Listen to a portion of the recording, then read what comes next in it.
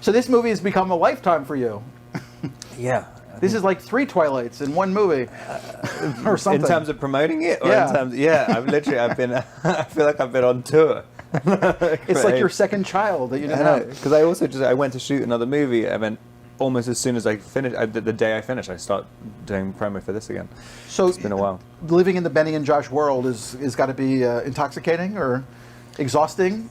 Yeah, I mean, I love those guys. I mean, it's kind of it's so rare that you hang out or you work with some people who you actually become like really good friends with afterwards. I mean, so it's nice. I mean, I would be hanging out. Well, I do hang out with them and just to hang out. They were living at my house. And they don't just get out the camera and shoot a second movie? No, it was interesting seeing all the kind of they would do conference calls on speakerphone. So it was kind of fascinating listening to agents calling them. And oh God, I shouldn't even be saying this. It's hard to imagine them doing business somehow. Oh man, they're like super. But they're very serious guys. They're very, very serious about it. Like the fancy new office and everything. The coolest carpet. The coolest.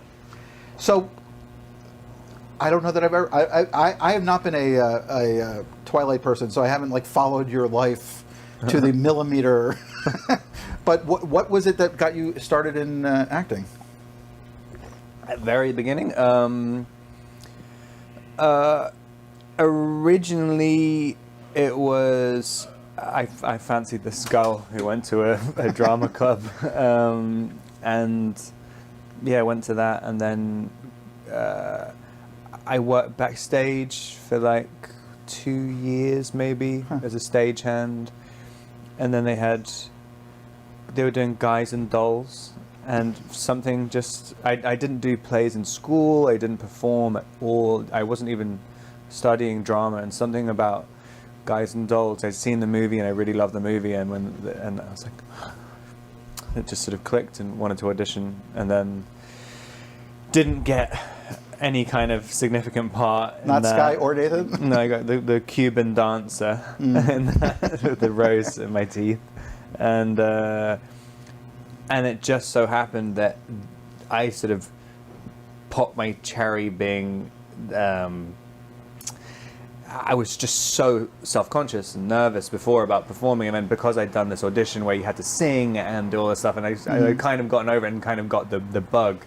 And then it coincided with all the tall people leaving to university because it was an under-18s thing. And then so the next play was Our Town with the Thornton Wilder play, and the person who who owned the building where the drum club was at, his daughter's best friend was my English agent now, and so she came down. So that's when I was 15, and still with the same agent now, and then it just kind of spiraled from there. Were you good at 15?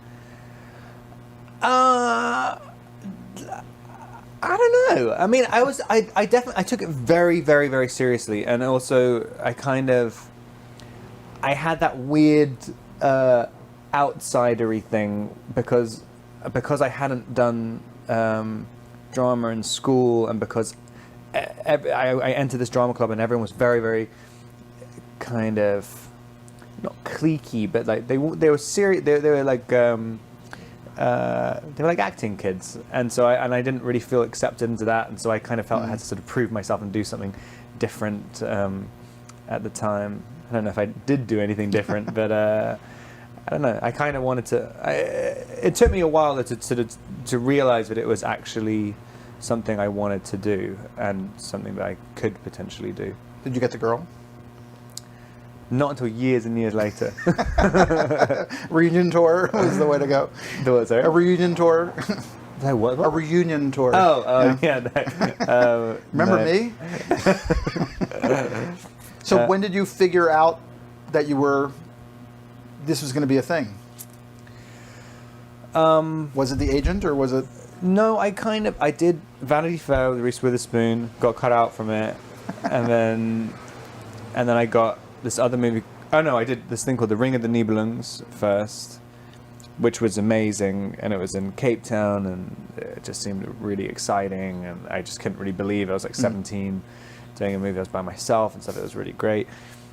And then Harry Potter was a really long shoot, and and was pretty amazing too. But I was still at that point sort of thinking I was going to go to university, and I hadn't really decided. And then I think I was auditioning for tons of stuff, but then I got this one BBC 3 or BBC 4 TV show when it was a really tiny shoot, but it was just something. It was playing a guy who was paralyzed as a World War II pilot, and the director gave me "There Will Be Light," the John Hughes documentary, and I because I was just John kind Huston, of you mean? Yeah, when he was doing. You said John Hughes. I think. John Huston, sorry. Definitely not John Hughes. John Huston. So John Huston, yeah. Sorry. You want to roll and I interrupted, but.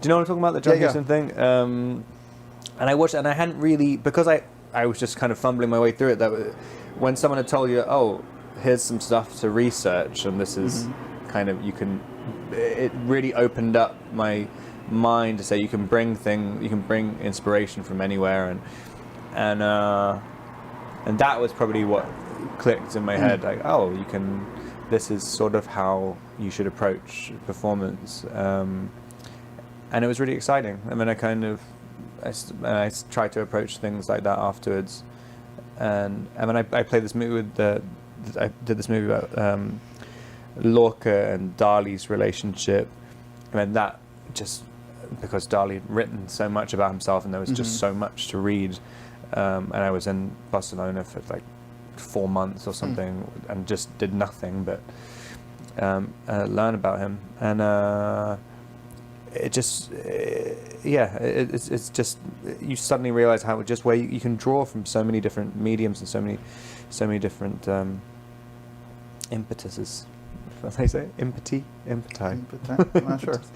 So that's become your kind of thing, with you would like to do the deep research and really figure out. Yeah, I mean, not necessarily just like it's an excuse to get yourself inspired, like rather than just I don't know, if you think there's a rote way of doing something, it's kind of like it allows you to have your eyes open more to the world around you. Like you can kind of, and you start kind of programming yourself to think, how does this piece of music make me feel? Does it relate to this? How can I, or like anything? You just the way you read and everything. Things don't just become entertainment or escapism anymore. They become some kind of fuel, and you feel kind of nurtured by it. And I only really realized that art can do that to you because I was using it to kind of develop to learn how to act, basically, if that makes any sense. So do you have many directors who have a lot of time for that? Or, I mean, is it something you just choose to do on your own and then bring it to the set? Yeah, I mean, it depends on really who, I mean, everyone's different. But like, I mean, I just did this thing with Claire Denis, and just because there's a lot of art galleries in Cologne, and I was there for a long time, I just kind of got really obsessed with these two sculptures in the what's the museum called? God, I went there like 7 times. It's terrible. The main contemporary art museum in Cologne, and just sort of started saying to Claire, like, I kind of feel like this is the performance, and it's a picture of a sculpture.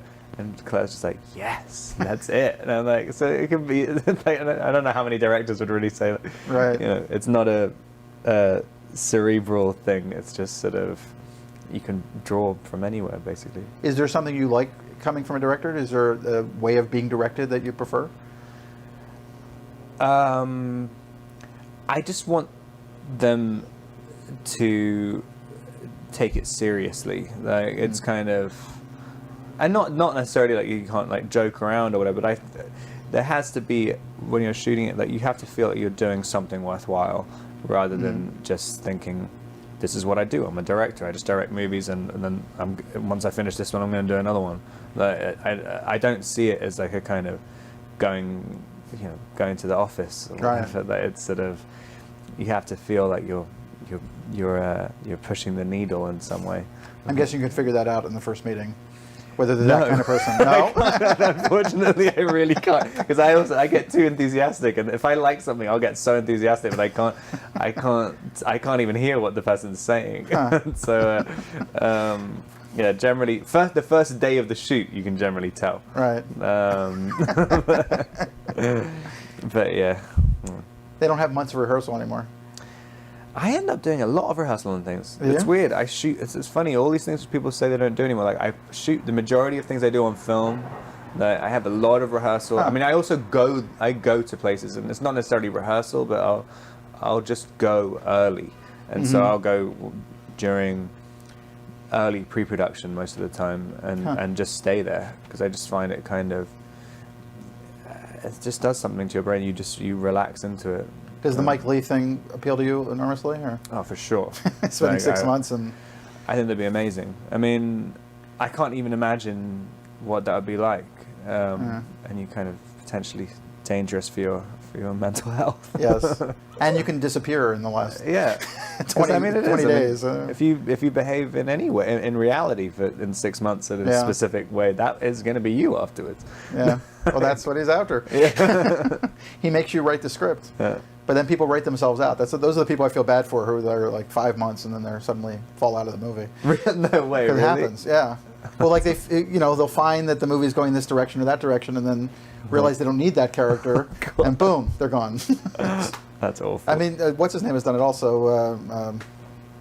Thin Red Line and Malik. Yeah. Malik has had some really unpleasant experiences with some actors who he's cut completely out of their movies. And Adrian Brody was the lead of Thin Red Line originally, and he's barely in the movie. I think it's 1 shot now, or 2 shots in the entire picture, and a thank you at the end. But he was actually the lead character when they started. Yeah, that's terrifying. Yeah, such a completely different world. Mm. So.